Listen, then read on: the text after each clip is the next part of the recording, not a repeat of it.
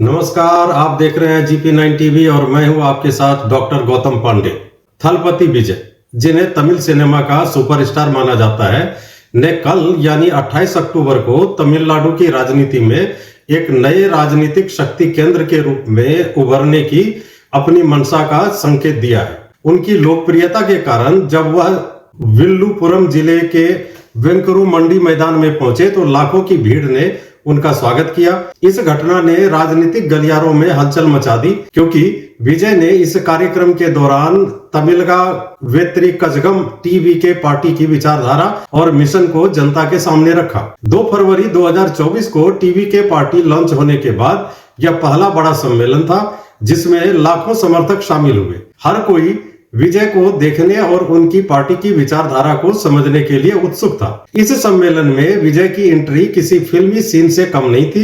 एक 50 साल के सुपरस्टार का जनता के बीच से गुजरते हुए लोगों से हाथ मिलाते और पार्टी के रंग के गमछे अपने गले में डालते हुए मंच पर पहुंचना उनकी राजनीतिक संभावनाओं को संकेतित करता है। विजय ने लोगों के जोश का अभिवादन किया और अपने कार्यक्रम की शुरुआत की। विजय ने टीवी के घोषणा पत्र में तमिलनाडु और देश के व्यापक मुद्दों को संबोधित किया है। उनकी पार्टी की विचारधारा का प्रमुख बिंदु धर्मनिरपेक्षता और सामाजिक न्याय है और इसका उद्देश्य पेरियार के दिखाए मार्ग का अनुसरण करना है। टीवी के पार्टी के घोषणा पत्र में कुछ महत्वपूर्ण बातें सामने आई हैं। विजय का मानना है कि तमिलनाडु में राज्यपाल का पद समाप्त होना चाहिए, क्योंकि राज्यपाल का पद तमिलनाडु के स्वायत्तता में बाधा बनता है। टीवी के पार्टी ने वादा किया है कि वह एक पारदर्शी और भ्रष्टाचार मुक्त प्रशासन प्रदान करेगी, महिलाओं को राजनीति और प्रशासन में समान अवसर देने पर जोर देगी।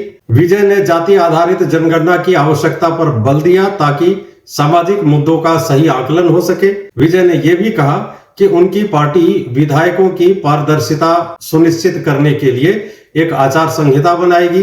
टीवी के धर्म, जाति और रंग के आधार पर किसी भी प्रकार के भेदभाव का विरोध करती है। अदालतों में तमिल को प्रशासनिक भाषा के रूप में मान्यता मिले, इसके लिए काम करेगी। टीवी के केंद्र सरकार की उन नीतियों का भी विरोध करेगी जो तमिलनाडु के हितों के खिलाफ है। पार्टी ने 2 भाषा तमिल और अंग्रेजी को महत्व देने की नीति की मांग की है। विजय का मानना है कि शिक्षा को राज्य सूची में रखा जाना चाहिए ताकि राज्य अपने हिसाब से शिक्षा नीतियां बना सके आदि।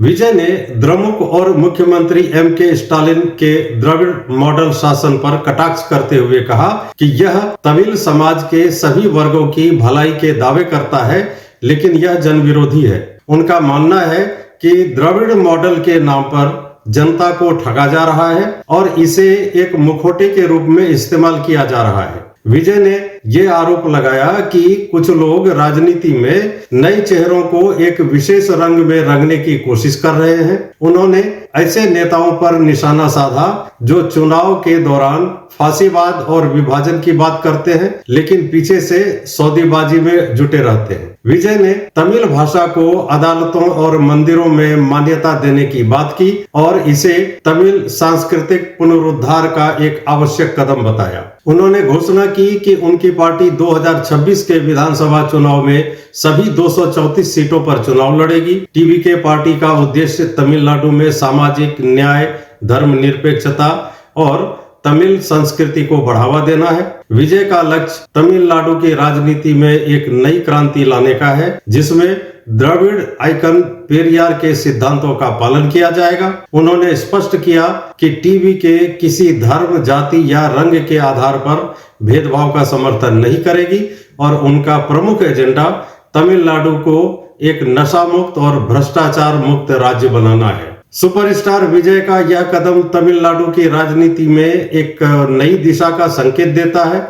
उनकी अपार फैन फॉलोइंग और उनके द्वारा दिए गए घोषणा पत्र के मुद्दे राज्य की मौजूदा सरकार को चुनौती देने के लिए काफी है। विजय ने अपनी पार्टी टीवी के माध्यम से तमिल समाज के हित में कार्य करने और 2026 के विधानसभा चुनाव में प्रमुख भूमिका निभाने का संकल्प लिया है।